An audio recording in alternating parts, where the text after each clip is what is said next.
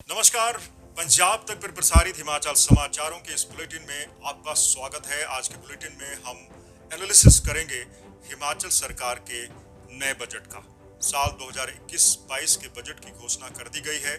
50,192 करोड़ रुपए के इस बजट में कोई भी नया कर नहीं लगाया गया है और इस बजट को अगर हम चुनावी चश्मे के जरिए देखें तो समाज के हर वर्ग को आकर्षित करने की कोशिश की गई है।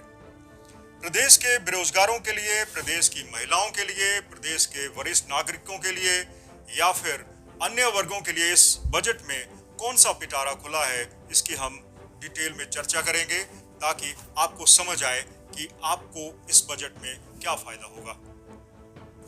अब के बजट में हिमाचल सरकार ने 37,000 नौकरियों का पिटारा खोला है। इसमें से 30,000 नौकरियां प्रदेश के हेल्थ, एजुकेशन, पीडब्ल्यूडी और पुलिस विभाग में भरी जाएंगी और इसके अलावा निजी क्षेत्र में, प्राइवेट सेक्टर में 7,000 नौकरियां मिलेंगी। तो कुल मिलाकर 37,000 नौकरियां हिमाचल प्रदेश के लोगों के लिए मिलेंगी। ये बहुत बड़ी घोषणा जयराम ठाकुर सरकार ने अपने बजट में की है। जयराम ठाकुर सरकार के इस बजट को विमेन ओरिएंटेड कहा जा रहा है, वो खासकर इसलिए कि 65 साल से ऊपर की महिलाओं को 1,000 रुपए प्रतिमाह पेंशन देने की बात इसमें की गई है। इससे राज्य की 60,000 बुजुर्ग महिलाओं को फायदा होगा।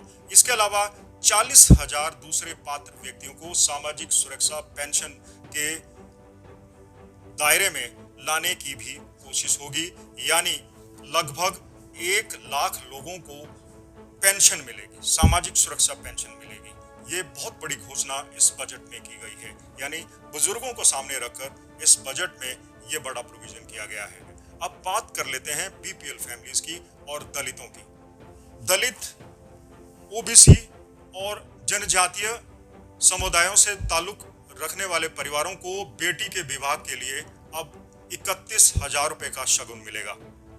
इसके अलावा जिन बीपीएल परिवारों में 2 बेटियों के लिए 12,000 रुपए की सहायता राशि दी जा रही थी, अब उसे बढ़ाकर 21,000 रुपए कर दिया गया है।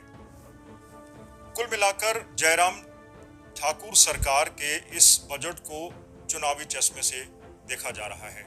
जयराम ठाकुर सरकार की ज्यादातर घोषणाएं आम लोगों के लिए की गई हैं। इसमें चाहे आप गरीबी की रेखा से नीचे रहे लोगों की बात कर लें, जनजातीय समुदाय से ताल्लुक रखने वाले लोगों की बात कर लें या फिर दलित वर्ग से, सभी वर्गों को खुश करने की कोशिश की गई है।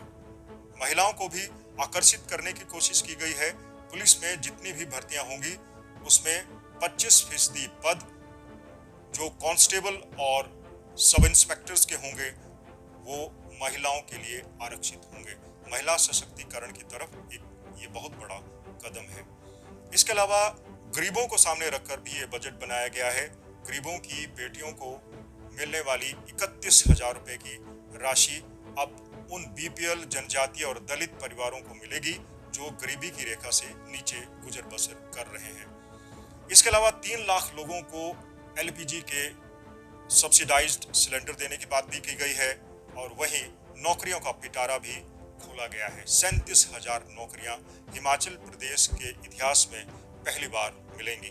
तो कुल मिलाकर इस बजट को संतुलित करने की कोशिश की गई है।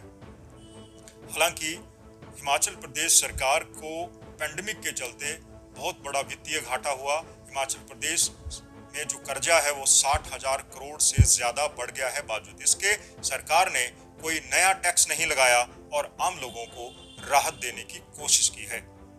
हालांकि इस बजट में कर्मचारी वर्ग को सामने रखकर कोई बड़ी घोषणा नहीं की गई है, लेकिन सरकार का मानना है कि कर्मचारियों के लिए पेंशन और दूसरे भत्तों की अदायगी और इस पर बाकायदा एक बड़ा भाग बजट का प्रोविजन किया गया है। ये था हिमाचल के बजट का एक एनालिसिस और डिस्कशन। आपको हमारा एनालिसिस कैसा लगा हमें जरूर बताइएगा। आपके सुझावों का इंतजार रहेगा।